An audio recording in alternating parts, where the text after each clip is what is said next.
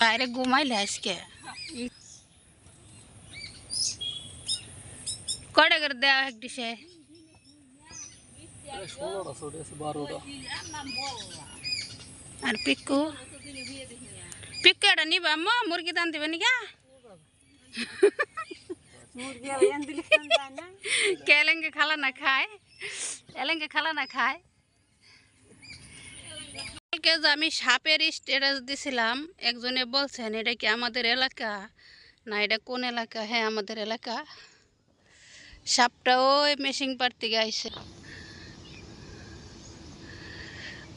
সাপ ওই মেশিং পাড় থেকে বাইরে হয়েছে। জুম করি দেখতে পাচ্ছেন ওই মেশিং পাড়ের ওই যে বাতর দেখা যাইতেছে, এই যে বাতরটা, এই বাতর দিয়ে আইসা আইসা আইসা আমাদের এই যে লাউ খেতে ঢুকছিল। তো ওই যে বাতর দিয়ে আইসা আমাদের লাউ টালে ঢুকছিল, পরে এখানে এই যে নেট দিয়ে বেড়া থাকার কারণে সাপটা মারা হয়েছে। এই যে এই ক্ষেত দিয়া দৌড়াইয়া নিয়ে ওই যে ওনার একটা ক্ষেতে ধান গাড়ে নেই, ওই ক্ষেতে মারা হয়েছে। তো এটা আমাদের এলাকার আমাদের লাউটাল। এই লাউটাল এটা আমি নিছি বগুড়াহাম, যেটা আমাদের এলাকায় বগুড়াহাম বলে। এই যে এখন একটু আগে আমার ভাই, আমার মা, আমার ভাইয়ের বউ 3 ডিশ লাউ কেটে নিল ছোটো বড়য়। গাছের ফল কিন্তু সবটা এক সমান থাকে না, ছোটো বড় থাকে। তো লাউ কেটে ডাকতেছে ডিশ নিয়ে আইতাম, এই যে ডিশ দিয়ে নিয়ে গেল। মানুষ আসলে আপনারা মানুষকে বিশ্বাস করেন না, আর মানুষকে নিচু জাতের কথা বলাটা আপনাদের ব্যাপার। এত সুন্দর করে আপনারা নিচু জাতের কথা বলতে পারেন যা বলার বাইরে। ঠিক আছে, পচা লাউটা ফালাই দেওয়া হয়েছে। তা আলহামদুলিল্লাহ এগুলা কিন্তু আমি প্রবাসে থাইকে এই যে জমি ঘর বাড়ি যাই কিছু নিছি, এগুলা ফসল এখন যেহেতু আমার স্বামী সংসার নাই, আমার ভাই আমার বাবাই করতেছে। বাবা 2টা ধান লয় আর আমার ভাই লাউ আবাদ করে।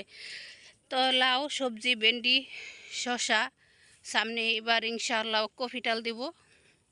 তো এগুলো এসে আমাদের সবজি টাল,